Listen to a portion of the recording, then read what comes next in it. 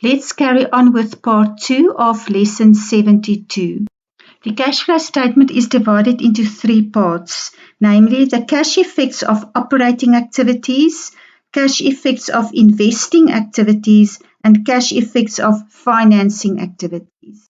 Operating activities involve the most common source of cash for a business. It involves the buying and selling of stock, receipts of debtors, payments to creditors, and the paying of expenses.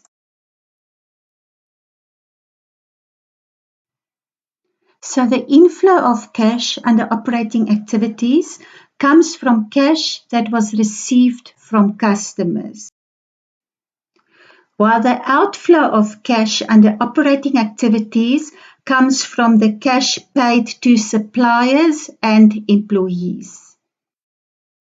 Before we carry on, I just want to say that there are 2 methods that can be used to calculate the cash effects of operating activities. The first one is the direct method, which is method 1, and that is the one that I will explain. The other one is method 2, the indirect method, but I'm not even going to go there. I'm not even going to touch on that because method 1, the direct method, is the one that is most widely used and is also encouraged by the International Financial Reporting Foundation. Okay, let's look at cash received from customers in more detail, how we are going to calculate that amount. We are going to take sales, the amount that we get from the income statement. But remember, I said to you that amount for sales in the income statement includes the cash and the credit sales, and we need to make an adjustment to that amount because we want to have, or we want to get, the cash sales. All right, so we're going to take the sales amount from the income statement. We are going to deduct discount allowed and bad debts, which I've already explained why we do that. And then we need, remember I gave you the example of sales, the sales which is the total, the credit sales and the cash sales, and then we need to deduct the credit sales. In other words, we're going to deduct debtors. Now for that reason, we are going to add trade and other receivables at the beginning of the year, and we are going to subtract trade and other receivables at the end of the year. Don't worry if you don't understand it now 100%. I will work through a complete example, and then I'm sure you will understand it much better. After we've deducted the trade and other receivables, we are going to add other income. Now, other income is interest on overdue debtors, interest on investment, and rent received. Okay, so the second calculation we need to do is to calculate what was the cash paid to suppliers and employees. All right, the first amount that we need to calculate there is the stock purchased. We want to know what was the cash amount that we paid for stock. But before we can do that, we must first calculate or work out what was the total stock purchased. And that was the stock that was bought on credit and also the stock that was paid, that we paid cash for. All right, so the formula that we use to calculate that is we take the cost of sales, and that amount we get that amount from the income statement, the cost of sales. We add the closing stock and we subtract the opening stock. Then we get the total stock purchased. If you look at that trading stock account, you'll see the calculation or where I got this formula from. On the debit side, we have opening stock. And on the credit side, we have cost of sales and also closing stock. And then the balancing amount is then on the debit side, which is then the stock purchased, which is like the cash amount that we paid for stock, and also the creditors, in other words, the stock that we bought on credit. Remember when we work with cash received from customers, when we calculated the cash sales amount, I said to you we have to deduct discount allowed. Now, for exactly that same reason, when we have to calculate now the cash paid for stock, we need to deduct the discount received. So exactly the same principle that applied to the cash sales also applies here to cash purchases or to the cash purchases of stock. We're going to add the trade and other payables at the beginning of the period, and we're going to deduct the trade and other payables at the end of the financial period. And we're also going to add other payments such as wages, stationery, sundry expenses, and all the other expenses that we get in the income statement, except for a few exceptions.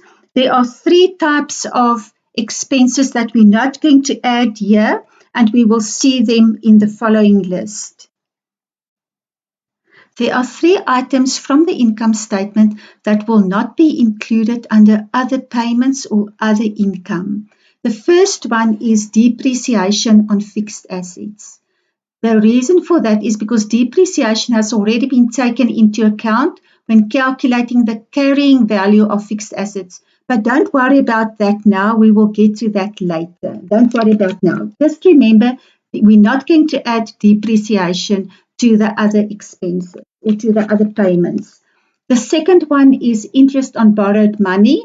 That is interest on long-term loans and also if we pay interest on a bank overdraft. The reason for that is that those items have to be disclosed separately on the face of the cash flow statement. In other words, we are going to enter that separately, so we're not going to add that to other payments or to the other expenses. The third one is profit or loss on sale of tangible assets. That's also, we're also not going to include that under the other income or other payments because that's going to be reflected in the proceeds of sale, but we are going to get that later on. So don't worry about that now. Just remember, depreciation, interest on borrowed money, and also profit or loss on the sale of fixed assets will not be added to either the other income or the other payments. So the last item that is added to cash effects of operating activities is drawings by the owner. That is added to cash receipts from customers, cash paid to suppliers, and interest on long-term loans and interest on a bank overdraft. In other words, the interest paid on borrowed money and on bank overdrafts. Okay, so now we come to the second part of the cash flow statement, which is cash effects of investing activities. Remember I said to you that involves the movement in non-current assets. What are non-current assets? It's either fixed or tangible assets or financial assets. And financial assets means it's an asset for money that has been invested for longer than 1 year. Okay, so the inflow of cash came from money that we received from the sale of fixed assets or from a fixed deposit that matured during the year. In other words, we had a fixed deposit, but the fixed deposit matured, so we received the money back. So that is why that is an inflow of cash in the business. So the outflow of cash was money that we paid for tangible or fixed assets that we bought. Or it could be for money paid for an investment. We made an investment, so therefore we had to pay money to deposit money into that investment. So that represents an outflow of cash. I'm going to give you a few minutes to read through this part.